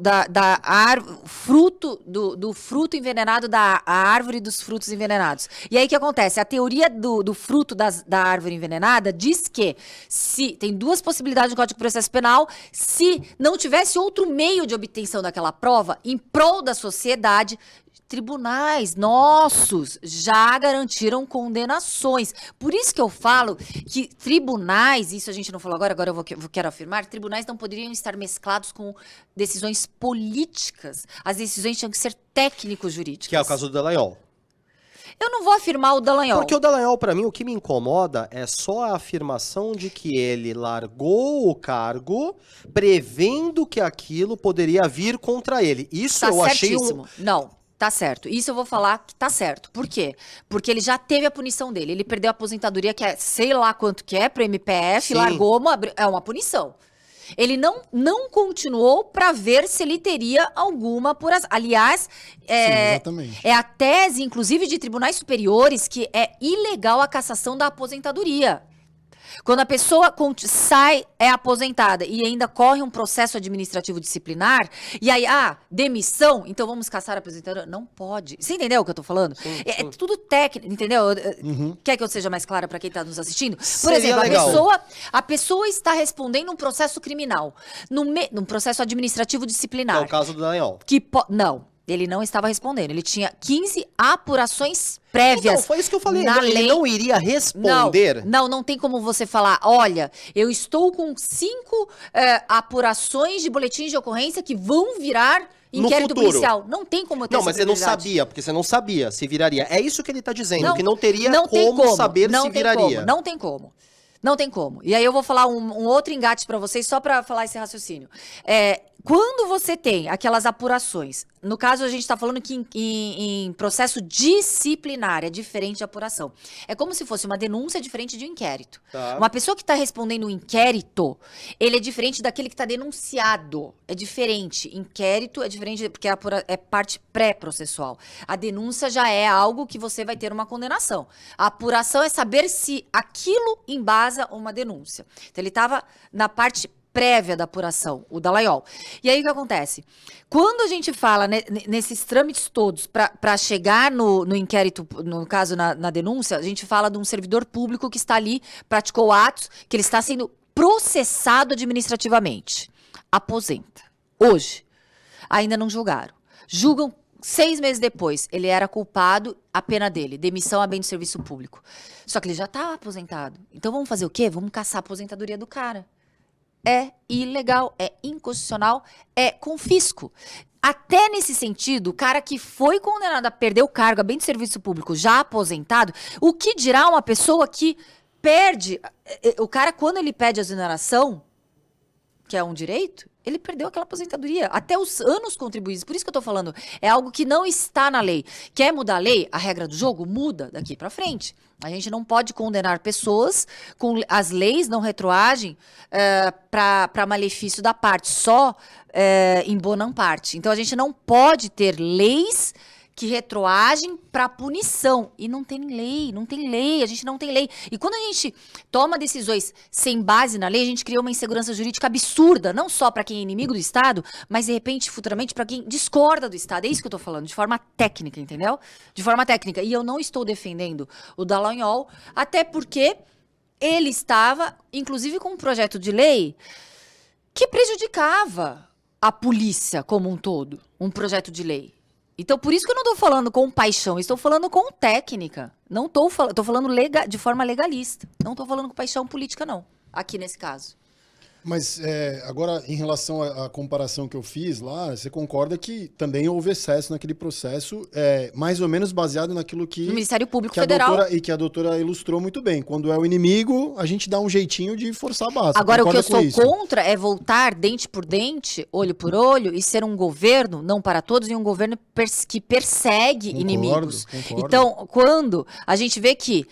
Temos que andar para frente. A gente vê que sem olhar para o retrovisor. intuito é perseguir de forma aquilo que aconteceu no pretérito, não está sendo coerente com o povo que ele está representando. Porque a gente não está aqui... Mas só para fazer justiça, né? No caso do Dallagnol, a condenação dele não tem nada a ver com a vontade do governo nesse sentido. Como não? Quem decidiu? Eu acho que não Quem tem decidiu? muito a ver com o governo executivo, né? A gente tem a cassação, tem. o Congresso lá deu a situação, mas assim, o Poder Judiciário julgou acha que e era tal. uma situação mais fácil, então, para começar indo para cima dele, então teve um dedo ali, talvez, na provocação do governo para ir para cima do Dallagnol. Não, eu não tenho como afirmar isso. Não, Mas o que eu tenho suspeito. como afirmar é que as últimas instâncias são escolhas políticas para ali estar em decisões. O próprio Zanin agora É, que tá entrando. É algo que afronta colocar um amigo, um defensor, um advogado próprio, colocar um amigo seu numa corte que deveria ter uma independência entre os poderes. Colocar amigo ali não é uma maturidade política necessária para um Estado que deveria avançar, para um país que deveria avançar, Mas, numa doutora, democracia completa. Eu concordo com a senhora, mas veja, a regra do jogo, ela é a mesma, né, desde da instituição da República. Então, a regra do jogo é saber que uma pessoa, num ato republicano, um presidente que de forma republicana, não confundirá a coisa pública com a coisa privada. Tudo e bem, é isso. Mas assim, a gente não... O Jair Bolsonaro nomeou um ministro Por dele que todo tempo, para justificar erros presentes, temos que nos remeter a erros pretéritos? A gente não vai avançar. Eu concordo, a gente não vai avançar. Mas por que o governo passado, que hoje critica duramente, né, os senadores, por exemplo, eu estou dizendo num fato atual, os senadores mais à direita, né, alguns até brincaram, né, pô, Flávio Bolsonaro aplaudiu lá o Zanin e tal, no Senado. A gente teve uma escolha, a sabatina do Senado. No momento da eleição, até a direita comemorou que o Senado agora, felizmente, teria uma maioria conservadora, mais à direita e tal, e aprovou o nome do Zanin, né? Eu estou dizendo que é a regra do jogo. Eu não ia te perguntar comparativamente, mas é fato. O governo criticou muito, foi eleito o Bolsonaro para combater a corrupção, ele ficou 4 anos. Ele teve a possibilidade de instituir a lava-toga, o filho dele foi lá e votou contra a instituição da lava-toga. Poderia discutir, abrir uma discussão com o Congresso Nacional e com a sociedade, pelo menos, porque ele tinha esse poder de comunicação para, de repente, mudar a regra do jogo de não indicação. O que ele fez? Nomeou o Nunes Marques, que é um ministro terrivelmente evangélico, e nomeou o próprio ministro, André Mendonça, né, para o cargo. Agora, da mesma forma, Zanin, eu não estou dizendo que eu sou a favor ou contra as duas indicações, mas a minha impressão é que entra governo, sai governo, a regra não muda. É o mesmo que eu falo. procedimento. Quanto tempo que a gente está discutindo? Eu vivo o dia a dia da política há pelo menos uns 18 anos. Dia a dia da política eu vivo e consumo informações sobre isso. E passei por várias eleições, né? Como jornalista, como assessor de imprensa, como espectador, nem todas eu participei, mas assim, já há muitas eleições eu participei ativamente. Quanto tempo que a gente fala?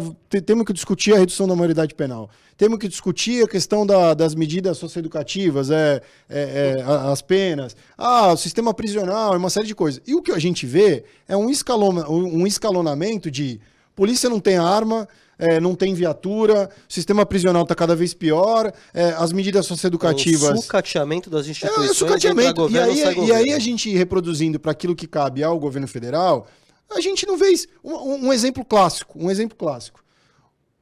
A direita criticava a esquerda em relação mas as saidinhas, ou até um indulto, né, presidencial. Não, porque é um absurdo, porque o Lula causou indulto, soltou nos fulano, Beltrano, não sei o que tal. O que o Bolsonaro fez?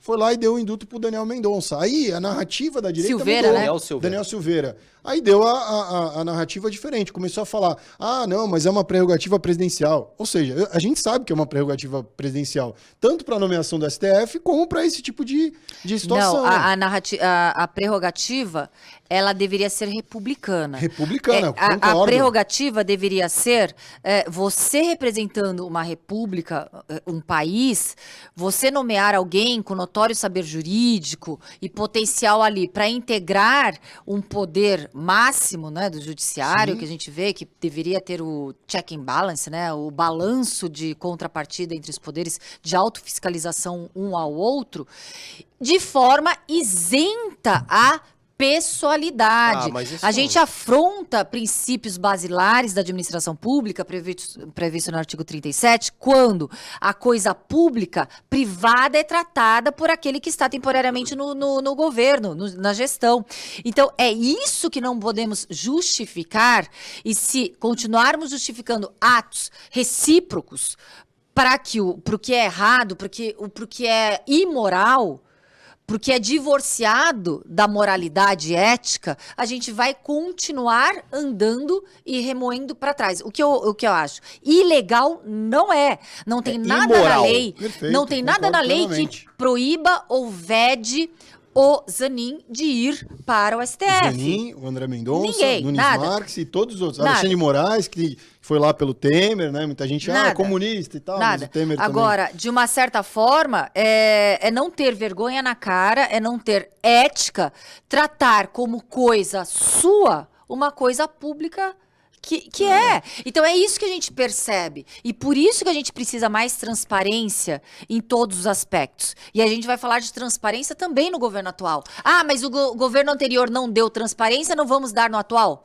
Tem Então a que gente dar, tem que retrocede. cobrar. Eu acho, A eu gente só retrocede. acho. Eu vivo mudando de só posição, acho. viu, Danilo? Essa é a verdade. Eu só- Na época da faculdade, eu era... Ah, você é Você era tucano. comuna. Eu era neoliberal, não. tucano, não sei o que e tal. Aí o povo da faculdade brigava comigo por causa disso, porque eu era Você era contraponto. hoje? Não, Anarcocapitalista. ele é. eu sou moderado, eu participei de governos do PSDB, né? Participei aqui no âmbito municipal. Eu me aproximei da política com o viés da social-democracia por acreditar, por estudo, por convicção. Social-democracia, escola Você de fez Frankfurt jornalismo? e tal. Fiz jornalismo, só que no jornalismo as pessoas eram mais à esquerda. Tá. Né? Mais à esquerda do que eu naquele momento. E você fez né? jornalismo? Não. Ele é Você da fez- área de Sou publicidade, marketing. marketing e tal. Mas também é mais de esquerda ou de direita? Centro. Não, eu acho Sim. que eu também me considero. Eu Eu me considero. sou a favor da diminuição do Estado, na verdade. Eu acho que, na verdade, nós três estamos discutindo. Sabe o que é muito engraçado hoje? Eu vejo o crescimento, por incrível que pareça, né? É um novo momento, é o crescimento do centro, de novo. Porque. querendo ou não, Racionalidade. racionalidade. Eu sou defensor total eu da fico assim, racionalidade os e da discursos, moderação. os discursos eles sempre são muito pontuados em parece que nós temos que defender um lado ou não agredir. Claro que a delegada, ela é uma figura hoje política. E eu entendo que o seu posicionamento é mais à direita. Eu entendo isso, até pela questão Pelo partido, pelo posicionamento. pela questão de posicionamento, pela questão da sua profissão, pela questão dos valores e pautas, e querendo ou não, algumas pautas que a direita se apoderou hoje não combinam com pautas que a esquerda, por incrível que pareça. Agora, se você chegar para muita gente hoje que vende e defende valores mais à esquerda, fala, pô, você não é a favor da família? O cara fala, claro que eu sou. Ah, então você é de direita? Não, calma, não é pauta única, né? Por exemplo, A o gente não é feminismo dono. foi apropriado pela esquerda. E é taxado até de pejorativo o feminismo como se Exato. feminazi fosse. Exato, E a exato. pauta não é de esquerda. É o que ele falou Mas da defesa a da grande- família, da mesma forma. a grande né? questão- A pauta são pautas universais, né? Sim. A grande questão hoje que eu vejo é que nós três aqui, por incrível que pareça, nós defendemos a mesma coisa, só que para os nossos, entre aspas, públicos, e desculpa, não é uma crítica, mas é um fato. Você tem o seu público. Então você vai tentar defender a sua versão / narrativa da maneira que seu público consiga entender melhor. Como eu vou tentar falar para um público que gosta do meu discurso, como ele vai falar pro dele. Que nós temos até, por mais que a gente concorde Não em muita sou coisa. candidato a nada. Não. Ah, você foi candidato? Não. Tô dizendo eu não sou candidato nem a escolher a pizza em casa. Se a mulher puder escolher, Só pra complementar, quanto menos, né? Na época da faculdade, eu era taxado, o neoliberal, privatizador e não sei o quê, porque eu tinha uma simpatia Claro. por modelos pontuais. Sou crítico. Teve muitos candidatos presidenciais a governador do PSDB, eu não votei, mesmo tendo uma simpatia. Mas, ó, então, só pra complementar. Então, eu naquela entendi. época eu era isso. E as pessoas, assim, às vezes tinha alguns acasos torciam o nariz, não sei o que e tal, falavam, pô, que bobagem e tal. Porque às vezes eu fazia um contraponto, porque o Lula estava no poder, né? E as pessoas criticavam muito os governos do PSDB no Estado. E o Estado de São Paulo sempre deu exemplos, por mais que ele tenha milhares de problemas, e o da segurança pública talvez seja o mais emblemático. Pior. Né, o mais emblemático desde o Estado 2006, quando a gente teve aquele problema Exatamente. mais simbólico e por aí vai. Exatamente. Só que tem coisas pontuais que eu acho que avançamos, né? A Fundação Casa foi uma política que substituiu a FEBEM. Eu acho que foi uma sinalização de vontade, de mudança. Mas pros servidores ali tá caótico. Eu sei. Não, e aí a gente tá falando de 20 anos. Mas, ó, o meu estudo acadêmico também se baseou muito em medidas jovens infratores e por aí vai. Mas depois disso, depois desse período, eu sempre fiz o contraponto ao governo Lula. No governo Jair Bolsonaro, fiz o contraponto ao governo Jair Bolsonaro. Aí as pessoas que eram mais à direita, sou comunista, eu sou não sei o que. Então, dependendo o jornalista, ele sempre tá querendo ser curioso ou fazer um contraponto racional, como a gente já falou, que é o papel do jornalista, né? Assim, a minha situação, eu não sei se concorda, e vai até como uma forma de pergunta para que a gente até chegando próximo do seu horário, do nosso horário aqui finalizar, delegada, mas se fala a mesma coisa que eu falo a mesma coisa que a senhora, ele também. Por que a gente tem que fazer uma ginástica, às vezes? Eu não sou de esquerda nem de direita, tá? Eu tô mais no meião ali do Moro. Pra mim, eu posso bater em quem quiser, mas até me desconsidere aí ou critique meu posicionamento. Eu acho que do mesmo modo que agiram contra o Dallagnol, agiram contra o Lula. Muitas vezes, vou usar até o termo do Bolsonaro, fora das 4 linhas. Por que a gente não pode defender que foi errado? Ambos, né? Ambos tiveram excessos. Por que na hora de defender, no seu caso, que é mais à direita, por que também não falar, olha, também acho que houve excessos contra o Lula? Parece que me soa muito difícil alguém que está mais à direita ter que falar isso, parece que cometeu um pecado capital. Posso falar que não? Porque eu tô falando através de um conjunto probatório, materialidade delitiva e autoria do fato. Foi comprovado. Que ele cometeu o crime. Sim. Isso sim. Qual o crime que a gente tá falando? A gente tá falando do triplex. Do do sítio de Atibaia, que ainda tá lá. Isso. Do triplex, especificamente, a materialidade de prova, pelo pouco que eu li também, pelo pouco que eu busquei informação, é baseado muito na questão do depoimento do zelador, dizendo que ele esteve lá visitando apartamento, de uma série de coisas. Não. Tem sim materialidade delitiva e autoria do crime. Tem. Então, mas de que forma que isso está apresentado Tem todos os inquéritos da Polícia Federal? Tem. Ali a gente não vai desconstruir um trabalho que foi feito... Não estou desconsiderando. Eu só quero entender qual é a essência daquilo que condena. Mas aí a gente ia ter que fazer outro podcast. Exato. Tem. O que eu Isso falo... foi um autoconvite, eu já gostei. Gostei, tá convidada já. Mas eu só discordo disso, porque não teve nada que eu li ali que fala assim, ó, ele assinou lá, ele realmente recebeu e tal. Tem, e foi por isso que houve, de forma a violar procedimentos, que houve essa anulação toda contra o Lula. Mas, o que eu quero dizer, sim, eu acho que até foi um erro, porque se tivessem ido nas 4 regras, eu não vou conjecturar. Eu estou falando, talvez se tivessem ido nas 4 regras... Ele estava preso até hoje. Não poderíamos refutar uma ilegalidade procedimental. Perfeito, doutora, é isso. Esse é o ponto principal. É isso que eu queria saber. Então, houve um excesso... Procedimental.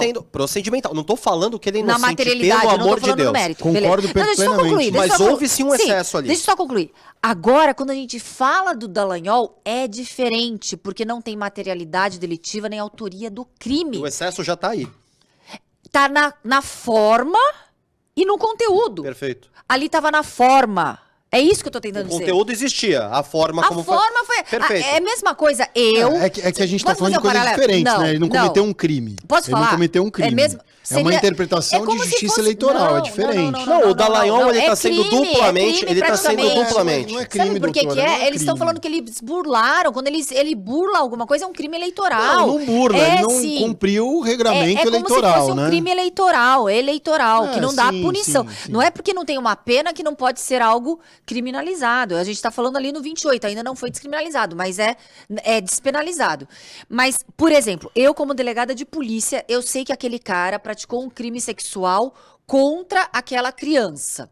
Cadê a materialidade delitiva? A autoria eu tenho certeza e convicção. Por quê? Houve toda... Eu sei que foi. Colheu provas e etc. Não eu sei que foi. Não, eu sei que foi. Então vamos fazer o seguinte, vamos torturar até não querer mais esse cara, e aí ele vai confessar e eu tenho a prova. É ilegal. O procedimento para obtenção dessa prova foi ilegal, por mais que eu saiba que aconteceu. Então é isso. Vai pela regra dos princípios constitucionais legais para que você tenha. Caso contrário, é isso que acontece. Você anula. Você... Então, mas quem é mais responsável? Só para deixar didático, a senhora citou, por exemplo, a questão da tortura, no caso de um pedófilo, né? No caso do Lula, qual foi o momento ali que a senhora julgou, que eu posso dizer que eles saíram ali das 4 linhas, usando esse termo novamente? Eu vi na delação premiada. Ali foi fora do padrão. Pelo Ministério Público. É isso. É isso que eu Foi uma que interpretação elástica. Mais ou menos a gente colocou. Foi algo elástico na delação premiada. Não, e tem outras coisas, né? Teve também um pouco ali o vazamento dos áudios, né? Aquele áudio da Dilma lá atrás, em relação a Bessias, vamos aqui então, e tal. Assim, ai, vamos... Tem um episódio muito famoso, eu sei que a gente tá acabando, que foi uma situação... Quem tá apertando aí é o dono do estúdio aí, eu tô tranquilo. Já, há uns 15 anos atrás, vocês já ouviram... dizer numa situação em que o delegado da Corregedoria da Polícia Civil foi até uma delegacia para pegar, para prender em flagrante uma escrivã que extorquia as pessoas que lá se dirigiam, sejam os indiciados, e aí ele sabia que ela tinha dinheiro na calcinha, ele fez todo mundo tirar, coloca no Google o que vocês acham, talvez, não sei se eles bloquearam, os policiais tiraram a calça dela, ela ficou desnuda no meio da delegacia por homens. E acharam dinheiro na calcinha dela. Sim. E ela ficou com um pelo pubiano, inclusive, aparecendo. Ela tá reintegrada. Ela voltou para a polícia. Por quê? Aquela forma não só afrontou todo o regramento legal, como foi vexatório, dignidade da pessoa humana, foi uma violência contra ela. Agora, por que não atuaram dentro da regra do jogo, na investigação para um flagrante de forma legítima? Uma pessoa que tinha um conhecimento dessa prática delituosa, então quiseram no afã, vamos pegar. É isso que eu tô falando, simplesmente isso. Não, eu concordo plenamente com a No doutora. Dallagnol não teve materialidade delitiva nem autoria. Tiraram do nada para caçar Tiraram as do bruxas. jogo, É muito difícil. Aqui no Brasil, infelizmente, a gente consegue ter protecionismo, a gente tem aí a proteção do todo o Supremo, né, o líder supremo do Banco Central lá, do Campos Neto, né, que todo mundo está falando da questão... Campos Machado é deputado estadual. Campos Machado. Campos Neto, né? Não, Roberto Campos Neto, Campos Neto. Roberto Campos Neto, Roberto né? Campos. Que é o todo-poderoso, né? Que mantém os juros altos. Aí a gente fala, não, mas olha, tá vendo? A gente não pode interferir lá, porque os juros, o mercado financeiro não pode mexer. Agora, política educacional, né? A gente tá aí, cada 6 meses parece que troca um ministro. É por isso que a gente não avança. Porque para proteger o dinheiro, entendeu? Todo mundo cria regra, cria modelo. Eu estava discutindo hoje na hora do almoço, né? A gente não avança porque a cada governo, a cada 4 anos que a gente passa, 2 anos, cada ciclo eleitoral, muda completamente o sistema. Uma hora é a escola cívico-militar, agora daqui a pouco vai ser o quê? A escola comunista. Aí daqui a pouco, não, porque é o Paulo Freire. Foro de São Paulo, não existe uma discussão técnica. Tá na trave, não existe uma discussão técnica. Infelizmente, o Brasil... A alegação hoje. É a moda... Não vou nem falar o que eu tô pensando, mas assim, então você tem uma interpretação eleitoral, a regra não é clara. Mas espera, a regra não é clara por causa do, olha, eu vou até que cuspir ainda no prato que eu como. A mídia social, ela trouxe uma necessidade de lacração e uma comunicação totalmente esdrúxula com o seu público, que permite com que o Lula venha e critique o modelo, o formato de democracia em público. Do qual ele foi hoje quase apedrejado. O Bolsonaro no 7 de setembro foi lá e criticou o STF. No qual todos nós batemos e hoje ele está inelegível. Tudo bem, mas é o que eu tô dizendo. Mas é o que eu tô dizendo. Assim, a gente não tem uma regra clara, né? Vamos supor, o esticar a corda, da mesma forma que às vezes a gente vai e tem o lado agora do governo que tem sido criticado em relação a uma postura de vingança, né? Vamos lá, vamos radicalizar e tal. A gente está criticando isso. Mas assim, dependendo do governo e dependendo da atuação do Ministério Público, né, a gente tem mais, ou do Procurador-Geral da República, né? Por exemplo, o governo Bolsonaro, tem que lembrar aqui que o governo Bolsonaro não respeitou a lista tríplice, né? Pra escolha... mas o Lula também não vai... Não, então, é o que eu tô dizendo. Não, mas assim, você viu hoje que saiu na Veja? Não vi. Polêmica.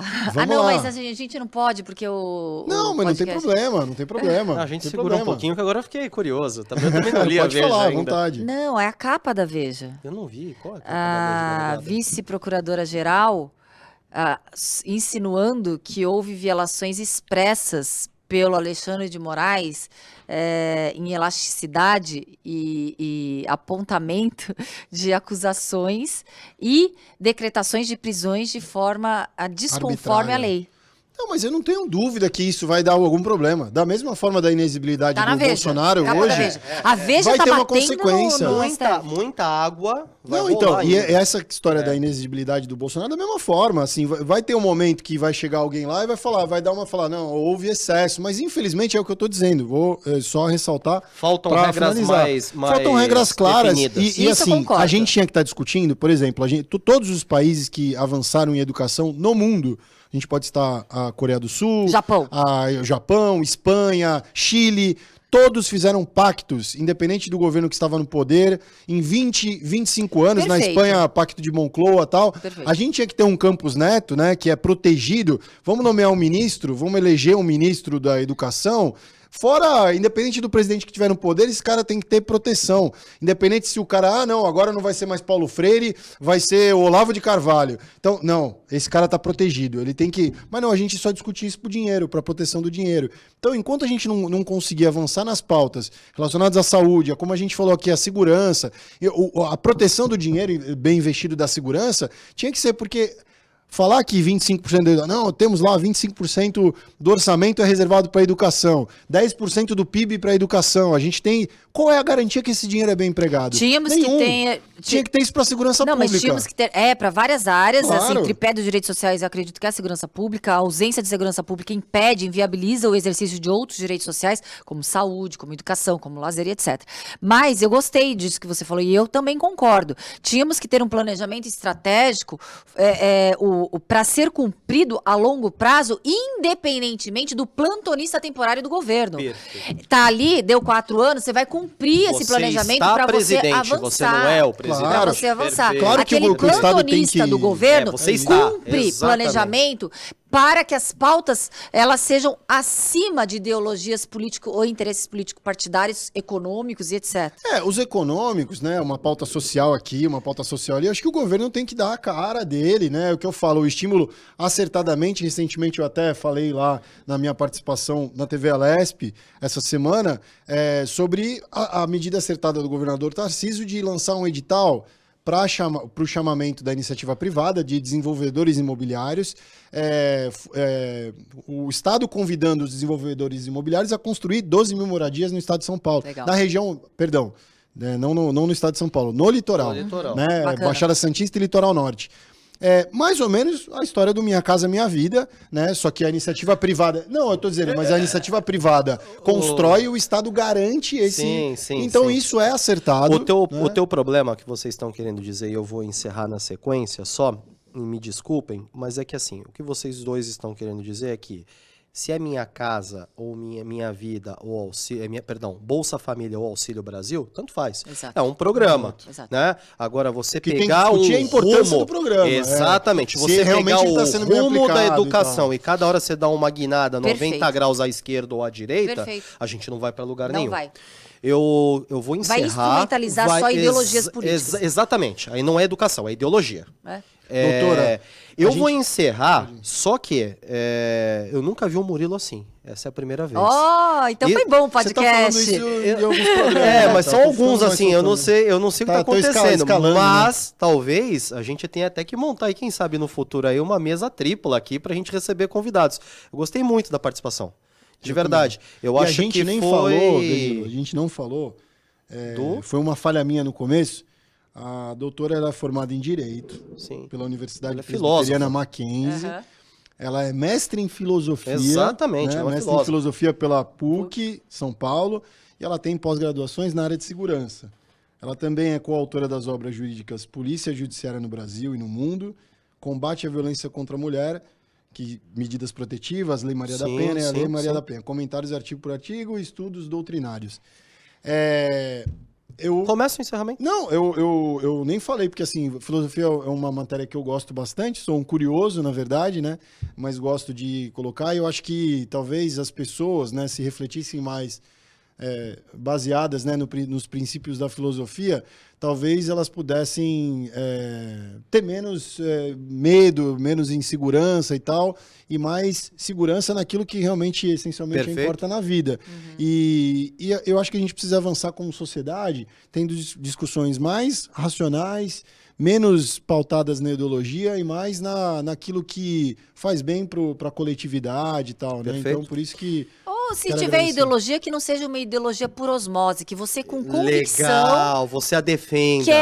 Quer esse posicionamento. O que eu vejo é muita manada de pensamento, entendeu? Você nem sabe por que você está defendendo aquilo. Sim, eu queria agradecer a sua participação, delegada, e gostaria de convidá-la, eu vou deixar aí, a gente vai tentar nos bastidores trazê-la algumas vezes. Eu queria testar um formato pra gente, já deixo aberto aqui, para termos legal. Aí não a como convidada, mas como membro da bancada, porque hoje, quando a gente montou a Política de Tudo, que foi uma ideia que eu tive lá atrás, que é justamente por isso, eu era um comentarista dentro da Jovem Pan Litoral que metia o pau no Bolsonaro. Quando a pessoa ligava lá na Jovem Pan, falava, o que esse doente tá fazendo aí? Esse cara é um lunático, ele é louco, é um gordo comunista tucano babaca, né? Não tinha uma rotulação, só queriam me atacar. E eu falava, cara, mas ninguém quer questionar nada, ninguém quer bater papo, discutir. Chegaram a questionar minha roupa, que eu tava usando na rádio. Como é que o cara viu pela câmerazinha e me questionou a roupa? E eu falei, por que a gente não tem um diálogo que não concordemos, mas a gente trouxe pontos que quem tá assistindo, que tem uma formação válida da sua opinião, não por osmose. Se bateu na tecla, não é osmose, é uma necessidade que eu acho... Você se convenceu daquilo que você tá defendendo. Isso. Que a gente não saia daqui alinhado, que você continue com o seu pensamento, exato. Mas a gente jogou pontos. nessa multifaceta ideológica. Em nenhum momento nos atacamos, foi super gostoso e prazeroso. Eu acho que, de novo, os programas estão cada vez melhores. Talvez pela nossa maturidade aqui, tendo mais tempo de bancada, ou talvez porque os convidados que a gente tem trazido, graças a Deus, têm entendido o conceito do debate, têm ficado menos atrás no escudo, e hoje foi uma exposição aqui de ideias e pensamentos. Foi bem bacana, eu queria agradecê-la, para mim foi sensacional. Teremos que ter o round 2, 3, 4, como eu disse, provavelmente como membro da bancada. Eu vou adorar, até porque é uma forma de eu visitar minha família. Porque a minha mãe tá aqui em Santos. Vai ficar mais fácil pra organizar. Olha, vamos... E ainda é sexta-feira? Hoje é sexta-feira, né? Sim, agora já dá pra aproveitar o final de semana. Eu vi que a doutora chegou com a malinha ali, ela já deve ficar na casa da mãe no final de semana. Final de semana não, porque domingo eu trabalho, mas sábado eu fico. Sabadão. E aí, no próximo programa, eu gostaria de trazer o meu recente livro que eu organizei, sou coautora, com mais de 20 delegadas do Brasil, que o nome do livro é Políticas Públicas e Inovações Legislativas na Proteção da Mulher Vítima de Violência. Então, eu vou trazer aqui para presenteá-los. Será um prazer. Muito obrigado, mas onde as pessoas conseguem o livro Na hoje? Livraria Plácido online, já consegue adquirir. Já consegue já está na segunda edição. Legal. Depois passa pra gente o link que a gente põe nos bacana. comentários, Sim, nos textos e etc. Aliás, vamos fazer o seguinte, vamos fazer melhor? Vocês podem sortear um livro. Legal, maravilha. Vocês podem sortear um livro. Ótimo, maravilha. Dentro dos comentários a gente faz a gente faz isso. Com certeza. Vamos estar sorteado um livro. Nossa, sensacional. Murilão. Bom, eu só me resta agradecer mais uma vez a presença da doutora. Muito obrigado. Eu acho que realmente, assim, o podcast de hoje cumpriu essencialmente aquilo que a gente propõe aqui, né? Na idealização do podcast, como o Dan colocou, quando a gente conversou ali no início para desenhar mais ou menos o formato do programa, eu acho que era para ter essa riqueza de informações e que muitas vezes a gente diverge em alguns pontos, né? E eu falo isso, Danilo até às vezes brincava no começo do podcast, né? Eu falava assim, eu não tô aqui para dar opinião. Um erro. Agora, tá certíssimo, é super legal escutar. Mas eu acho que assim, até mesmo no sentido de as convicções, né? Muitas vezes a gente não tem que dar opinião simplesmente, como ele fala, para lacrar ou para simplesmente fazer um contraponto. Eu não costumo fazer isso.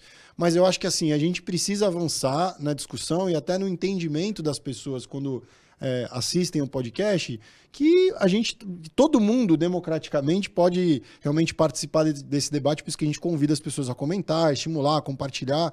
A gente não está aqui para ensinar nada a ninguém, a gente está aqui para aprender todos os dias com os convidados e com um parceiro de bancada. E quem sabe a gente ter um futuro mais próximo no país, que é isso que a gente aguarda, independente de quem esteja no poder lá em Brasília ou nos municípios, no estado, né? É isso. Então, mais uma vez, muito obrigado, doutora. Eu que agradeço. A senhora fazer o seu encerramento. Eu que agradeço. Eu achei, realmente foi muito... Eu estou muito honrada de participar com vocês, porque realmente o debate foi até um pouquinho mais acalorado. Assim que é porém, bom. Todos defendendo o seu ponto de vista e o respeito nessa múltipla visão do mesmo fato, né? Então eu acredito que é isso que fará com que a gente tenha uma evolução como sociedade democrática. É isso. A gente tem que respeitar a pluralidade de ideias e a evolução vem aí. Agradeço aos dois. Murilão, como sempre, muito obrigado por estar ao meu lado nesse podcast, que eu particularmente acho, não é porque é nosso filhote, mas está cada vez melhor. Delegada, muito obrigado pela sua pronta presença, fico muito agradecido e me abriu até outra visão de formato devido à sua participação, me chamou muito a atenção. E você que está nos assistindo, nos assistiu, vai assistir os cortes, fica com a gente aí na Política de Tudo, nas redes sociais, lá no Instagram, @apoliticadetudo, ou na Viver em Santos e região, ou na TV Cultura Litoral. Você acompanha o nosso corte. Lá no nosso canal do YouTube tá íntegra, então é longo, mas vale a pena. No Spotify também. Quando tá indo lá para viagem, vai para São Paulo, vai para não sei aonde, quer ir escutando, é legal pra caramba. A gente quer ouvir a tua opinião. O bom é que esse episódio, se alguém xingar aqui, já viu, né? O pau vai torar. Se não for numa canelada na cara, já vai chegar metendo no chão e já era. Então, respeito. Porque agora a gente tem uma delegada aqui do nosso lado e ela não vai deixar vocês desrespeitarem a gente nos comentários, mas isso é brincadeira, o pessoal tem sido muito respeitoso. Tamo junto, fiquem com Deus e até a próxima. Muito obrigado, pessoal. Valeu. Valeu.